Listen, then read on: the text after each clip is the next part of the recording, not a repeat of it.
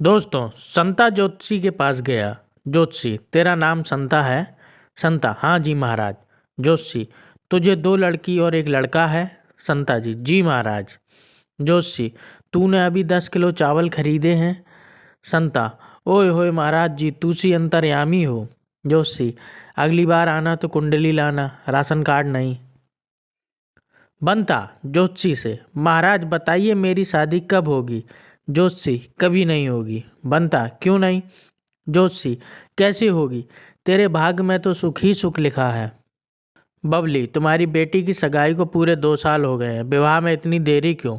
संगीता, दरअसल एक लड़का वकील है, जैसे ही विवाह की तारीख पास आती है कोई ना कोई बहाना करके आगे तारीख बढ़ा देता है। चंपक लाल जी वकील से, मुझे अपनी बीबी से तलाक चाहिए, वो मुझसे पिछले 6 महीने से बात नहीं कर रही है। वकील, अरे बेवकूफ़, एक बार फिर से सोच लो, ऐसी बीबी बार बार नहीं मिलती। कल अखबार में एक आर्टिकल पढ़ा, बीबी को नियंत्रण करने के कैसे रखें। इतनी खुशी हुई, धड़कन बढ़ गई, पूरा आर्टिकल एक ही सांस में पढ़ लिया। लिखा था, रोज़ सुबह टहलने जाएं, ज़्यादा हरी सब्जियां खाएं, खान पान का विशेष ध्यान रखें, आदि आदि। कुछ समझ नहीं आया तो फिर से हेडिंग पढ़ी, पढ़ते ही दिमाग खराब हो गया।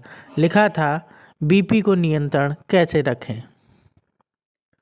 ताऊ ऑपरेशन की टेबल पर लेटे थे। बड़ा ऑपरेशन होने वाला था। ताऊ ऑपरेशन उनका डॉक्टर दामाद करने वाला था। जब डॉक्टर दामाद ऑपरेशन थिएटर में आया तो ताऊ ने बड़े प्यार से अपने दामाद का हाथ पकड़ के बोला, बेटा मैं जानता हूँ कि तुम मुझे कुछ नहीं होने दोगे, पर अगर कुछ अनहोनी हो गई तो तुम्हारी सास तुम्हारे साथ ही रहेंगी, प्लीज़ उसका ध्यान रखना। बस फिर होना क्या था, ऑपरेशन सफल रहा। टीचर, हर सफल आदमी के पीछे एक औरत का हाथ होता है। इस वाक्य से तुम क्या समझते हो? पप्पू, यही कि किताबों में टाइम वेस्ट करने से बेहतर है किसी लड़की के पीछे जाना चाहिए और शादी कर लेना चाहिए।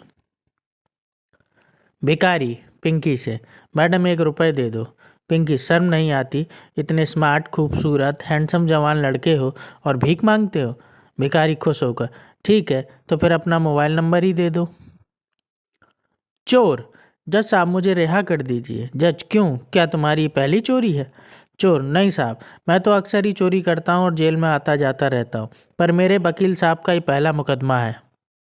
पप्पू अपनी पुरानी गर्लफ्रेंड से, मैंने एक फिल्म देखी और उससे मुझे तेरी याद आ गई। लड़की, अच्छा, मैं भी तो तुम्हें याद करती हूँ, वैसे वो कौन सी फिल्म देखी?